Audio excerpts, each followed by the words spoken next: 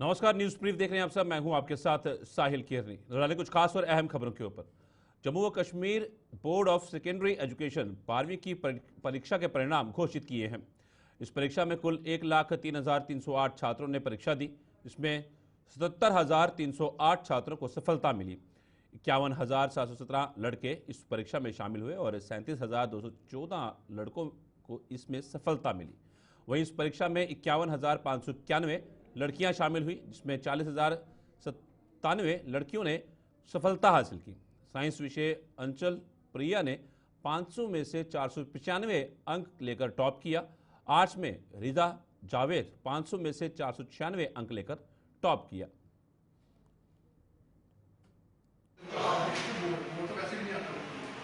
कुल मिला के जो बच्चे थे वो 1,03,308 थे,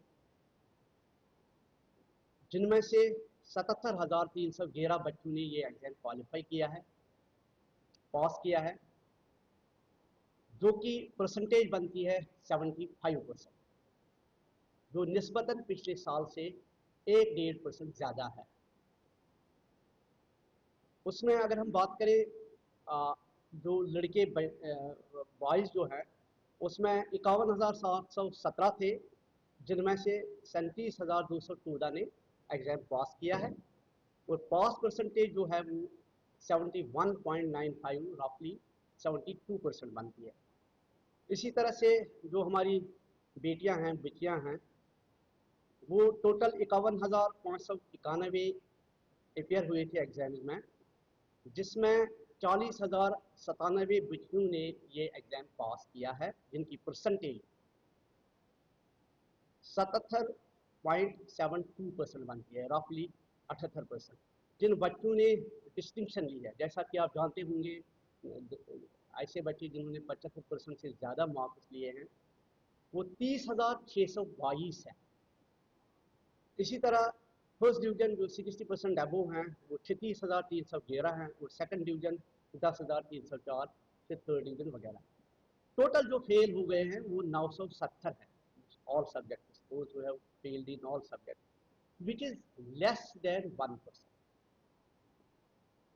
रेपियर जिन बच्चों का आया है वो 25,027 है। इसमें जो टॉपर आए हैं मुख्तलिफ स्ट्रीम्स में, जैसा कि पहले मैं साइंस से स्टार्ट करता हूँ। फैकल्टी ऑफ साइंस में हमारी एक बच्ची जिसका नाम है अंचल परिहार, ये एक प्राइवेट इंस्टीट्यूशन से है, ये साइंस स्ट्रीम में टॉपर है। उसने 500 में से 495, जो कि 99% बनता है, इसने टॉप किया है पूरे जम्मू कश्मीर में। सेकंड पोजीशन जो है वो दो बच्चों ने शेयर की है, जिनमें एक गवर्नमेंट स्कूल है और एक प्राइवेट स्कूल है। इन दो बच्चों ने 494 मार्क, जो कि 98.8% बनता है, वो इन्होंने हासिल किए हैं। का एग्ज़ाम जो हमने स्टार्ट किया था मिड टर्म में 15 फरवरी को, और 24 मार्च को ये इख्तिताम हुआ था, कंक्लूड हुआ था, both in Jammu and Kashmir region across the districts and centers including Ladakh also, especially Kargil। जैसा कि आप जानते हैं कि we were under the instructions of the government कि क्योंकि 12th के जो बच्चे होते हैं उनको आगे different academic colleges, professional colleges या बाकी इंस्टीट्यूशन में एडमिशन के लिए जाना होता है, तो एक उन्होंने कहा था कि एक डेडलाइन हम देते हैं बोर्ड को कि इस बार ये एग्ज़ाम्स का रिज़ल्ट जो है ये 30 अप्रैल तक आना चाहिए। लेकिन इस इंस्ट्रक्शन को इम्प्लीमेंट करने के लिए जो रिक्विजिट इंफ्रास्ट्रक्चर था, जहाँ पर हमें प्रोफेशनल्स की ज़रूरत थी, वो सारे जो स्टेजेस इसमें आते हैं, that was an uphill task.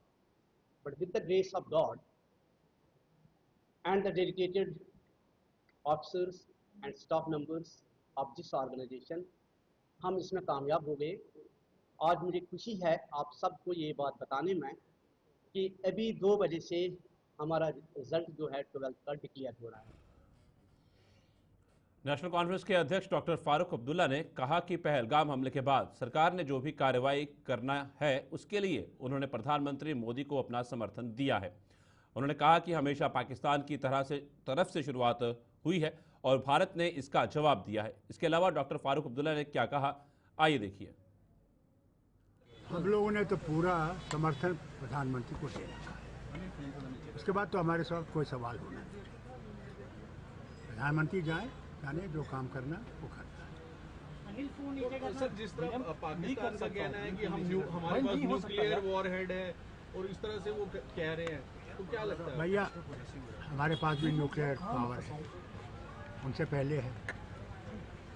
मुझे वाजपेयी जी का याद आता है जब मैं उनके साथ गया था पोखरण, तो उन्होंने वहाँ कहा था हम लोग कभी इसका इस्तेमाल नहीं करेंगे जब तक कोई और हमें जोर नहीं करे, हम पे पहला वॉर नहीं करे। हिंदुस्तान ने कभी भी आक्रमण पहले नहीं किया, वहीं से आया है और हमने जवाब दिया। आज भी हम लोग इस्तेमाल नहीं करेंगे, अगर वो इस्तेमाल करना चाहेंगे तो हमारे पास भी वो है, खुदा करे कि ऐसी बात ना हो। सर, वहीं आज कांग्रेस ने जैसे पोस्टर निकाला था, उसमें दिखाया कि प्रधानमंत्री गायब है। आपको लगता है कि ये थोड़ा कहाँ गायब है? उन्होंने गायब लिखा है। मैं समझता हूँ दिल्ली में है, पता नहीं मुझे और कहीं गई है तो डॉक्टर साहब 36 साल हो गए आप टेररिज्म को जूझते हुए। जम्मू कश्मीर को लोग मर रहे हैं, जम्मू कश्मीर में क्या सोल्यूशन रहना चाहिए? क्या पाकिस्तान को नेस्त नबूद करना चाहिए टेरर कैंपस को? कि देखिए, हमने हर वक्त कहा कि टेररिज्म हमें कबूल नहीं है। टेररिज्म आपको भी ख़त्म कर रहा है, हमें भी ख़त्म कर रहा है। इसे वक्त आ गया कि उनको ये समझना चाहिए। मुंबई पे हमला हुआ, कहा हमने नहीं, फिर साबित हुआ कि उन्होंने किया। पठानकोट पे हमला हुआ, उन्होंने किया। उड़ी पे हुआ, उन्होंने किया। क्या क्या बताऊं, कहाँ कहाँ नहीं उन्होंने हमला किया। और फिर करगिल में उन्हें युद्ध किया, मैं मुख्यमंत्री था। क्या कहा उन्होंने, हम नहीं हैं। फिर जब वो हारने लगे, दौड़ गए प्रेसिडेंट क्लिंटन के पास, कहा हमें 2 हफ्ते दे दीजिए कि हम अपना सामान निकालें। मान गए कि उन्होंने हमला किया। भाई, वक्त आ गया है। अगर दोस्ती में रहना चाहते हो तो फिर ये चीज़ नहीं चलेगी, देखो ख़त्म करना पड़ेगा। अगर दुश्मनी में रहना चाहते हो फिर हम भी तैयार हैं, तुम भी तैयार हो। कल जिस तरह political parties all political parties की मीटिंग हो चुकी है, क्या अब पॉलिटिकल लीडर्स को बाहर आना चाहिए कि इसके लिए? देखिए, पार्लियामेंट का सेशन उन्होंने मांगा है, पार्लियामेंट का सेशन होना चाहिए जिसमें सारा भारत जो है एकजुट होकर इसका समर्थन। जम्मू कश्मीर के प्रगवाल सेक्टर में नियंत्रण रेखा पर मंगलवार की रात को पाकिस्तान की तरफ से फायरिंग की गई। भारतीय सेना ने इसका माकूल जवाब दिया। फायरिंग छोटे हथियारों से की गई थी और इसमें किसी भी तरह के जान या माल के नुकसान की खबर नहीं है। जानकारी के अनुसार पाकिस्तान फायरिंग की आड़ में घुसपैठ का फिराक में था, जिसे भारतीय सेना ने जवाबी फायरिंग करके नाकाम कर दिया। भारतीय सेना द्वारा LOC पर किसी भी तरह की गतिविधि पर नजर रखी जा रही है। वहीं स्थानीय ग्रामीणों में किसी भी तरह का कोई भय नहीं है।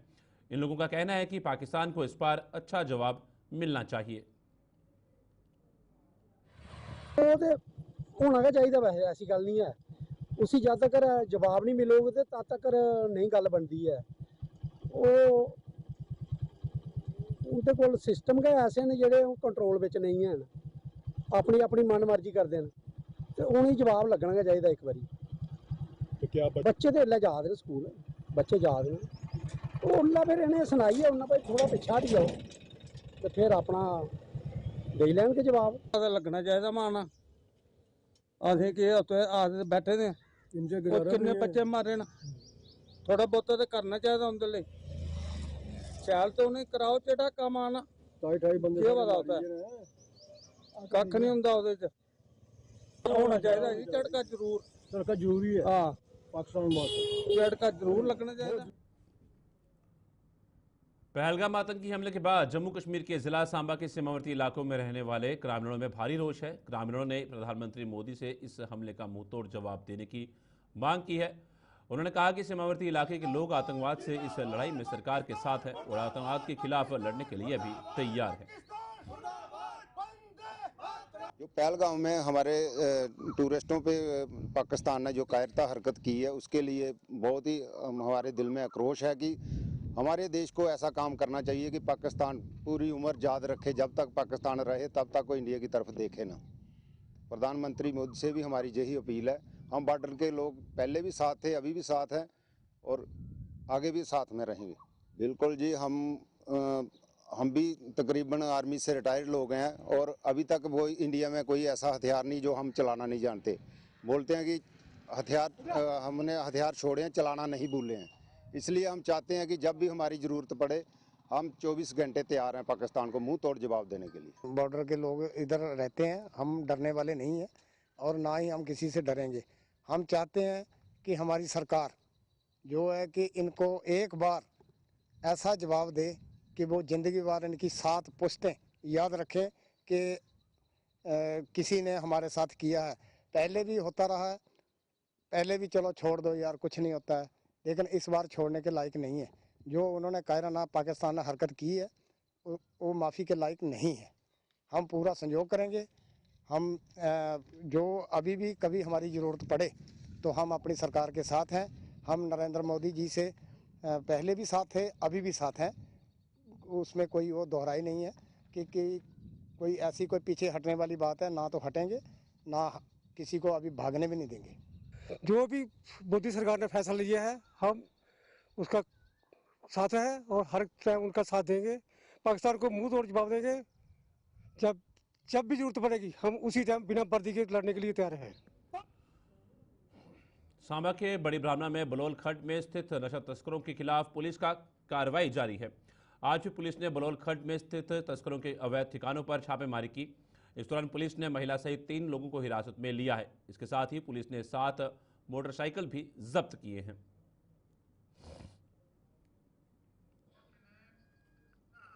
भाजपा द्वारा लोगों की समस्याओं के समाधान के लिए जम्मू के त्रिकुटा नगर में भाजपा मुख्यालय में जनता दरबार का आयोजन किया जाता है, जिसमें पार्टी के विधायक लोगों को पेश आ रही समस्याएं सुनते हैं और संबंधित विभाग से संपर्क कर उनका समाधान करते हैं। इस क्रम में भाजपा विधायक विक्रम रंधावा और विधायक डॉक्टर नरेंद्र सिंह ने लोगों की समस्याएं सुनी। इनमें कुछ समस्याओं का समाधान मौके पर किया गया, जबकि अन्य समस्याओं को जल्द हल करने का आश्वासन दिया गया। पब्लिक ओरिएंटेड ओपिनियन जो रहता है और रोज पार्टी के कोई 2 विधायक साथ में सहयोगी के नाते कोई कार्यकर्ता, जिलाध्यक्ष, जिला महामंत्री, तकरीबन 3 घंटे का दरबार लगता है और अलग अलग विभागों की अलग अलग समस्याएं, खाली नहीं कि हमारी विधानसभा की, मैं बाऊ विधानसभा से हूँ, डॉक्टर नरेंद्र सिंह जी साउथ विधानसभा से हैं। हमें पूरे प्रदेश से किसी की कोई भी किसी भी डिपार्टमेंट के मतलब समस्या होगी उसको सुनना है और 100% प्रयास करना है कि उसका समाधान करना है। और मुझे लगता है कि इतना बेहतरीन पब्लिक ओरिएंटेड ओपिनियन किसी भी और राजनीतिक पार्टी का नहीं होगा, चाहे जो लोग सत्ता में भी हैं, जो लोग सरकार का सुख भी भोग रहे हैं। अब उनके भी कार्यालय में जाके एक बार देख लीजिए, कोई वहां सुनने वाला ही नहीं होता है। लेकिन आज भारतीय जनता पार्टी का जम्मू कश्मीर के अंदर, और मेरा ऐसा मानना है कि पूरे देश में पार्टी की पब्लिक ओरिएंटेड सोच ऐसी रहती है, इसी पद्धति पे हम लोग काम करते हैं। और आप आज देख रहे हैं कि एक तांता यहाँ लगा हुआ है, अपनी समस्याओं को लेकर, पब्लिक की समस्याओं को लेकर, व्यक्तिगत समस्याओं को लेकर भी लोग यहाँ आए हैं। मेरी पूरी कोशिश है कि जो मेरे से समाधान होगा वो मैं करूंगा, अन्यथा डॉक्टर नरेंद्र सिंह जी हमारे राष्ट्रीय सचिव है और हमारे सीनियर साथी भी हैं, तो सुनिश्चित तौर भाजपा द्वारा जम्मू में एक बैठक का आयोजन किया गया। बैठक की अगुवाई भाजपा जम्मू कश्मीर एक भारत श्रेष्ठ भारत के संयोजक बलदेव सिंह बलोरिया ने की। बैठक में एक राज्य से दूसरे राज्य के बीच तालमेल बनाने को लेकर कार्यकर्ताओं से चर्चा की गई। प्रधानमंत्री नरेंद्र भाई मोदी जी का जो एक भारत श्रेष्ठ भारत का सपना है, वो कहते हैं कि 1 नेशन की जो बात करते हैं, उसी के साथ ये भी कंसेप्ट है एक भारत श्रेष्ठ भारत का।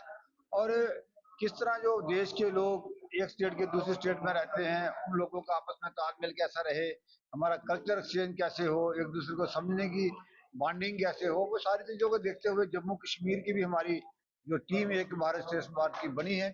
इस टीम में हमारे साथ हमारे ब्रजेश्वर राणा जी, गोपाल महाजन जी, जय शर्मा जी, गिरीश महाजन जी, और हर जिले के हमने कन्वीनर बनाए हुए हैं, ग्रोथ कन्वीनर बनाए, वो सारे आके उनके साथ बैठक की है और विस्तार से चर्चा की है इस आगे ले जाने के लिए।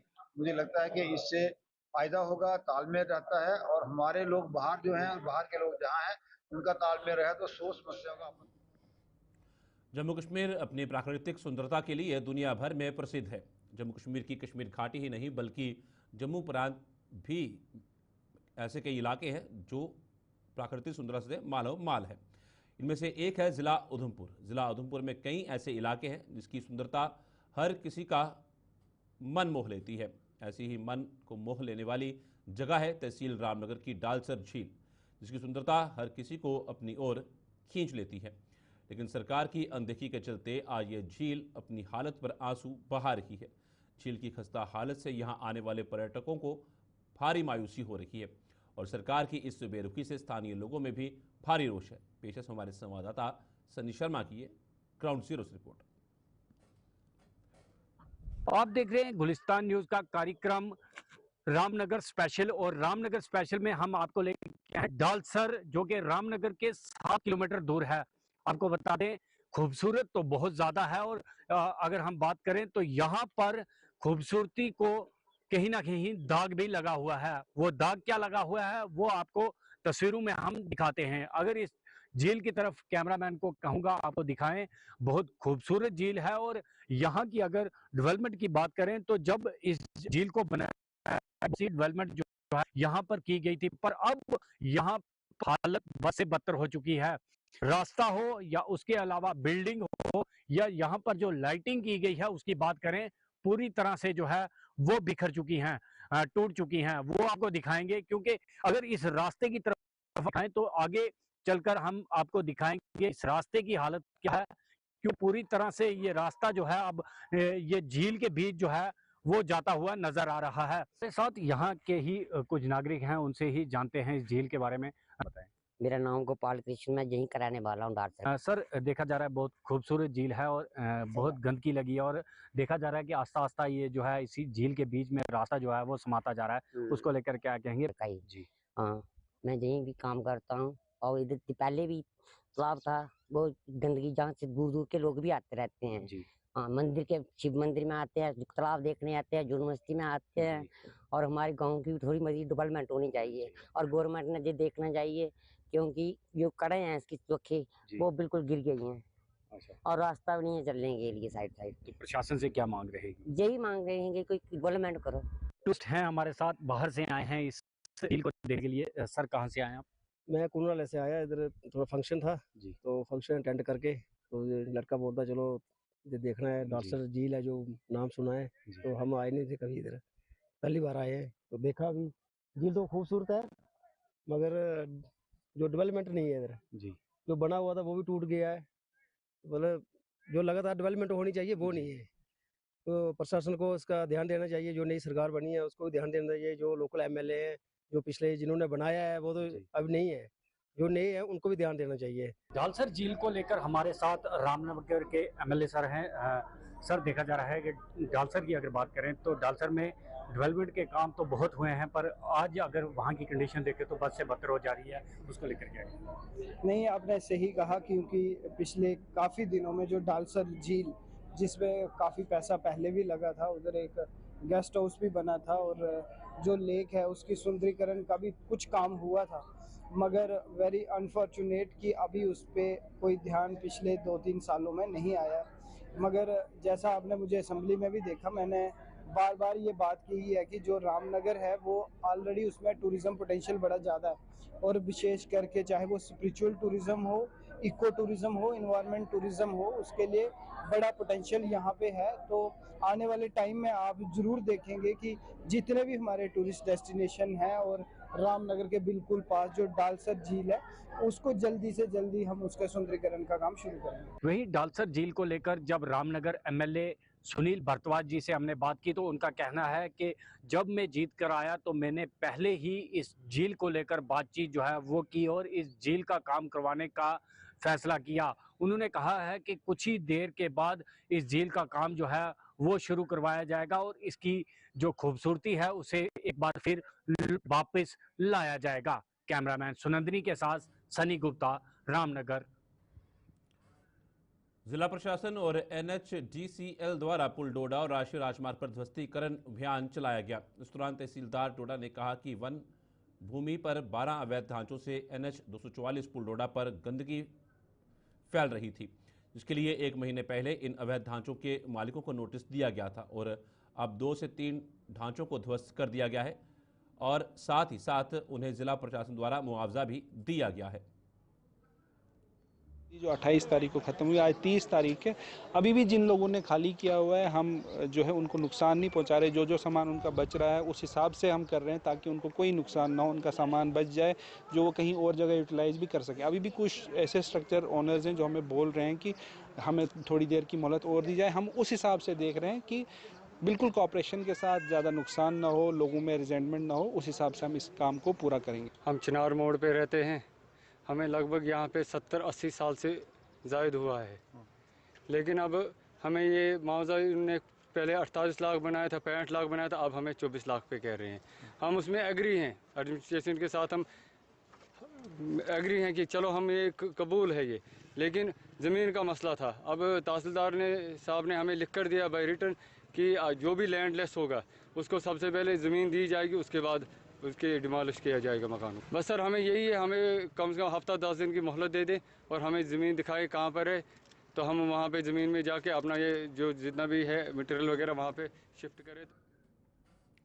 रामनगर कस्बे के विभिन्न हिस्सों में गंदगी का अंबार देखने को मिल रहा है। नाथा पार्क, समाधि पार्क, बस स्टैंड सहित कई सार्वजनिक स्थलों पर कूड़े के बड़े बड़े ढेर लगे हुए हैं। खासकर जहां नगर पालिका द्वारा डस्टबिन लगाए गए हैं, वहीं पर डस्टबिन के आसपास कूड़े के बड़े अंबार देखे जा सकते हैं। स्थानीय नागरिकों का कहना है कि रामनगर नगर पालिका इसकी समस्या की ओर कोई ध्यान नहीं दे रहा। कई जगहों पर तो कूड़े के ढेरों में आग लगा दी जाती है, जिससे प्रदूषण का स्तर बढ़ता जा रहा है और लोगों के स्वास्थ्य पर खतरा मंडरा रहा है। लोगों का आरोप है कि नगर पालिका के सफाई कर्मचारी नियमित सफाई नहीं कर रहे हैं। कचरे को एक निर्धारित स्थान पर डंप करने के बजाय जगह जगह फैला दिया जा रहा है। इससे वातावरण में गंदगी बढ़ रही है और बढ़ती गर्मी के साथ ये स्थिति और भी भयावह होती जा रही है। सबसे चिंताजनक स्थिति अस्पतालों के आसपास देखने को मिल रही है। नगर पालिका का कार्यालय भी अस्पताल के समीप स्थित है, फिर भी अस्पताल के पास की नालियां गंदगी से भरी हुई हैं। स्वास्थ्य केंद्र के पास इस तरह की स्थिति से बीमारियों के फैलने का खतरा और अधिक बढ़ गया है। नगरवासियों ने प्रशासन से मांग की है कि वे शीघ्रता से इस समस्या का संज्ञान लें और पूरे शहर में सफाई अभियान चलाकर हालत को सुधार जाए। जय श्री राम। मेरा नाम सुरेंद्र गुप्ता है। मैं रामनगर से हूँ और दुकान करता हूँ बाजार में। जी हाँ, आपने बहुत अच्छा प्रश्न पूछा है, लेकिन यहाँ पर जो साफ सफाई का देखा जाए तो अभी गर्मियों के दिन हैं, काफ़ी यहाँ पर जो साफ सफाई की जाती है, लेकिन कुछ वार्ड ऐसे हैं जहाँ पर ये साफ सफाई जो कर्मचारी हैं, नाम के कर्मचारी लगे हैं, लेकिन वहाँ पर साफ सफाई का कुछ दिखता नहीं है, क्योंकि सुबह जाते हैं बाहर आगे पीछे साफ सफाई करते हैं। जो मेन जगह होती है वहाँ पर साफ सफाई का कोई साधन नहीं है, क्योंकि ये है कि सर जो जगह ही हम आपके मीडिया के माध्यम से यही प्रशासन से अपील करते हैं कि बाजार में साफ सफाई होनी चाहिए, ताकि गर्मियों का टाइम आ रहा है, कोई बीमारी ना फैले। हॉस्पिटल के पास देखो गंदगी पर बहुत बदबू है और वहाँ से कोई आदमी गुजर नहीं सकता। मैं एडमिनिस्ट्रेशन ये कहना चाहता हूँ कि उस जगह पर आप जो है सफाई करें, ताकि अगर वहाँ पर पानी का निकास नहीं है तो ऐसी चीज बनाएं जिससे पानी का निकास हो जाए। और वहाँ पर बहुत गंदगी है, और जैसे ही सिटी मिडिल स्कूल के बाहर भी है, वहाँ पर गंदगी के ढेर लगे होते हैं, वहाँ पर भी डस्टबिन लगवाएं, ताकि लोग जो हैं जितना भी अपना घर का जो कूड़ा कचरा हो वो उस डस्टबिन में डालें और इससे सफाई हो सके। क्योंकि हम ये प्रशासन से ये कहना चाहते हैं कि आने वाले वक्त में जितनी गर्मी बढ़ रही है, ऐसा ना हो लोगों को बीमारियां आ जाए, क्योंकि ये गुलिस्तान में खबरों का सिलसिला चलता रहेगा। फिलहाल न्यूज ब्रीफ में इतना ही। दीजिए इजाजत, नमस्कार।